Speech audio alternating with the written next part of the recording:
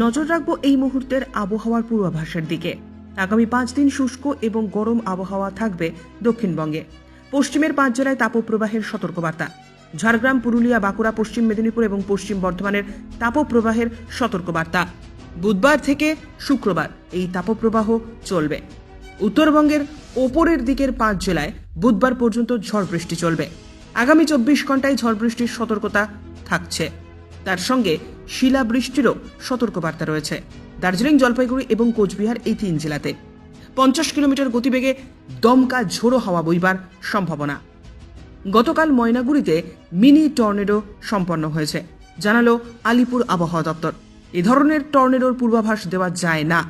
3:15 থেকে 7 মিনিটের এই ঝড়ে গতিবেগ ছিল সর্বোচ্চ 75 কিলোমিটার প্রতি ঘন্টায়। এই ঝড়ের উৎপত্তি স্থল ছিল নেপাল। নিশ্চয়ই। জলপাইগুড়িতে আমাদের একটি অফিস আছে, সেই অফিসের 2 কর্মচারী ঝড় হওয়ার আগে থেকেই পুরো ঘটনাটা ওনারা অবজারভেশন করছিলেন। তাদের অবজারভেশন অনুযায়ী তারা 2:45 থেকেই গুড়গুড় আওয়াজ শোনা যাচ্ছিল এবং ওই গুড়গুড় আওয়াজটা ধীরে ধীরে বাড়তে শুরু করে, কিন্তু কোনো লাইটনিং কিন্তু অবজার্ভ হয়নি। হাওয়ার গতিও ধীরে ধীরে বাড়তে থাকে। মেঘ ধীরে প্রথমে থাকে গ্রে, তারপর ধীরে ধীরে ঘন কালো মেঘে পরিণত হয়। হাওয়ার গতি বাড়তে বাড়তে 3:15 থেকে 3:23 হাওয়ার গতিটা ম্যাক্সিমাম হয় এবং তাদের অবজারভেশন অনুযায়ী এটা হচ্ছে 7 to 8 বোফোর্ট স্কেল, যেটাকে যদি কনভার্ট করলে মোটামুটি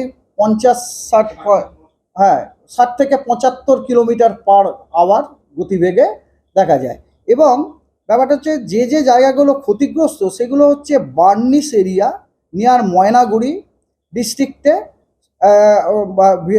খুবই ক্ষতিগ্রস্ত হয়েছে। মোস্ট ডিভাস্টেটেড এরিয়া হচ্ছে বার্নিশ থেকে দেউরিয়া বাড়ি রাজারহাট বলে একটা জায়গা আছে, যেটা কিনা 8 কিলোমিটার ফ্রম বার্নিশ ওখানে। এবং এবং ওইখানের যে সমস্ত ক্ষয়ক্ষতির যে ছবি এবং সাধারণ গ্রামের লোকদের বক্তব্য বা গ্রামের লোকের কথা থেকে এটা মনে হয় যে এটা একটা ছোটোখাটো টর্নেডো ছিল। এবং টাইম যেটা বললাম সেটা তো ওইটাই বললাম, 3-3:30টার মধ্যে কিন্তু পুরো এপিসোডটা ফিনিশ হয়ে যায় আর কি। তো এইটুকুই। টর্নেডো আবার সম্ভাবনা আছে কিনা এটা এরকম করে বলা তো মুশকিল, কারণ টর্নেডোটা সাধারণত কীরকম হয়, যখন কোনো একটা ছোট আইসোলেটেড জায়গাতে প্রচণ্ড হিটেড হয়ে যায় তখন কী হয়, ওইখানকার হাওয়াটা সাট করে ওপরে উঠে যায়। এবারে যেই হাওয়াটা উঠে যায় ওই জায়গাটাকে পূরণ করার জন্য আশেপাশের জায়গা থেকে হাওয়া আসতে শুরু করে। এবং হাওয়া দেখুন কোনো ফোর্সে যখন আসে as per Newton law straight line আসে।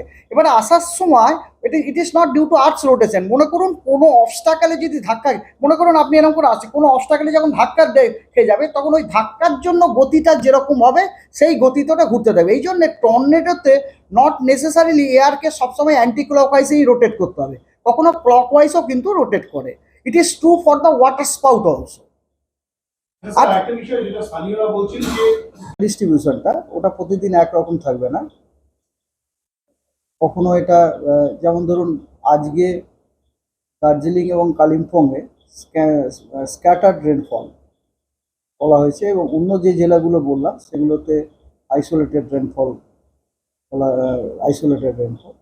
তো কিন্তু রেনফল আছে দক্ষিণবঙ্গের এই কয়েকটা জেলাতে, উত্তরবঙ্গের এই কটা জেলাতে। এবং উত্তরবঙ্গের এই কটি জেলাতে সতর্কবাণীও আছে থান্ডারস্টর্ম, রেন। আজকে তো হেলেরও থান্ডারস্টর্ম আছে, এই হেলেরও ওয়ার্নিং আছে। ঝোড়ো হাওয়া 30 থেকে 40 কিলোমিটার পার আওয়ার। আর দক্ষিণবঙ্গের প্রত্যেকটা জেলাতেই এই আগামী 5 দিন আপনার অস্বস্তিকর দিন এবং উষ্ণ দিন, hot days and discomfort days থাকবে। এবং তার মধ্যে I think third, fourth and fifth সেখানে আপনার পশ্চিমের যে জেলাগুলো আছে যেমন ঝাড়গ্রাম, পশ্চিম মেদিনীপুর, পশ্চিম বর্ধমান, পুরুলিয়া, বাঁকুড়া, এগুলোতে আপনার হিট ওয়েভ কন্ডিশন মানে তাপপ্রবাহ কন্ডিশন প্রিভেল করবে। ব্যুরো রিপোর্ট, উত্তরের প্রহরী।